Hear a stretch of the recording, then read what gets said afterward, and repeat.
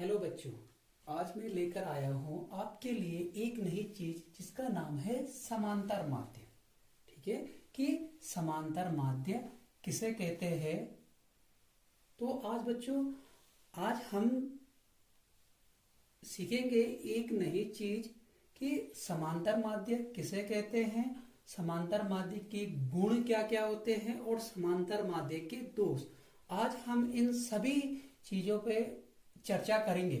ठीक है, तो सबसे पहले मैं शुरू करता हूं कि समांतर माध्य किसे कहते हैं। ठीक है, तो समांतर माध्य केंद्रीय प्रवृत्ति का सबसे अच्छा माध्य होता है। जो समांतर माध्य होता है वो केंद्रीय प्रवृत्ति का सबसे अच्छा माध्य होता है। औसत शब्द का प्रयोग इसी माध्य के लिए किया जाता है। यह माध्यों में सबसे उत्तम माना जाता है।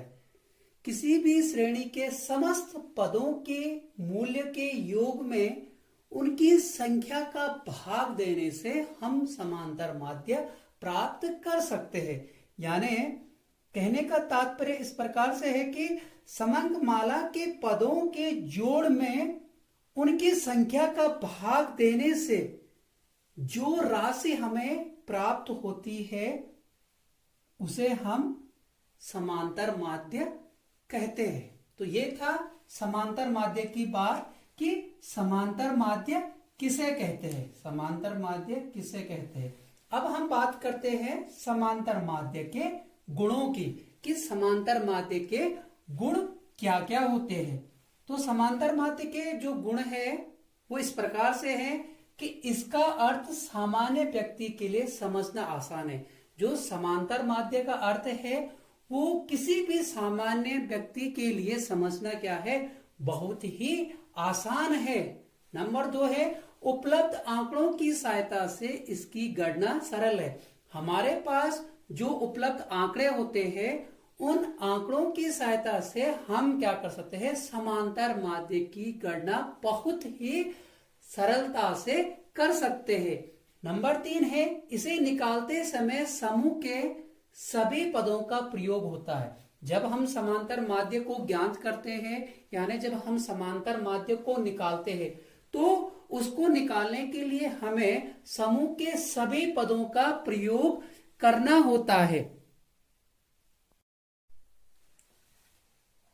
अब हम बात करते हैं इसके चौथे गुण की, यानी समांतर माध्य का चौथा गुण कौन सा होता है। तो समांतर माध्य का जो चौथा गुण है वह है यह निश्चित और सदा एक ही होता है। जो समांतर माध्य होता है वो सदैव क्या होता है, निश्चित होता है और एक ही होता है। अब बात करते हैं पांचवें गुण की। समांतर माध्य का जो पांचवा गुण होता है वो होता है कि तुलनात्मक अध्ययन के लिए यह अधिक लोकप्रिय होता है।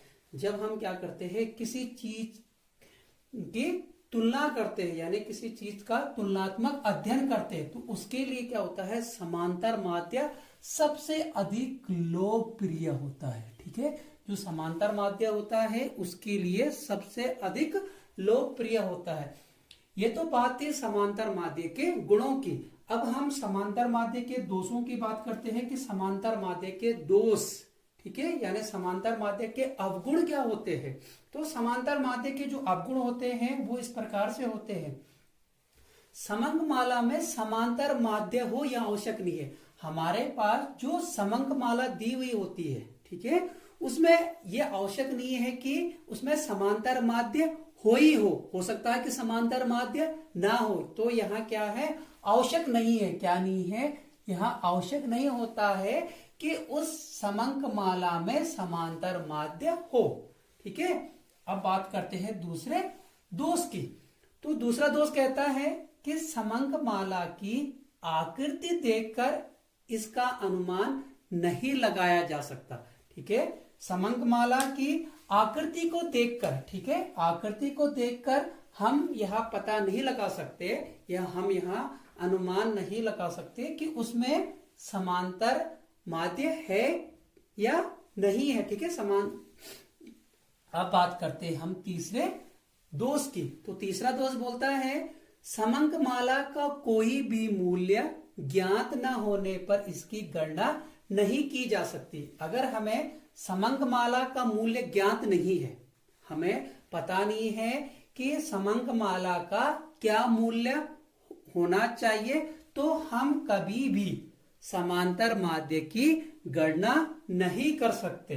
तो हम कभी भी समांतर माध्य की गणना नहीं कर सकते हैं अगर हमें उसका मूल्य ज्ञात नहीं हो।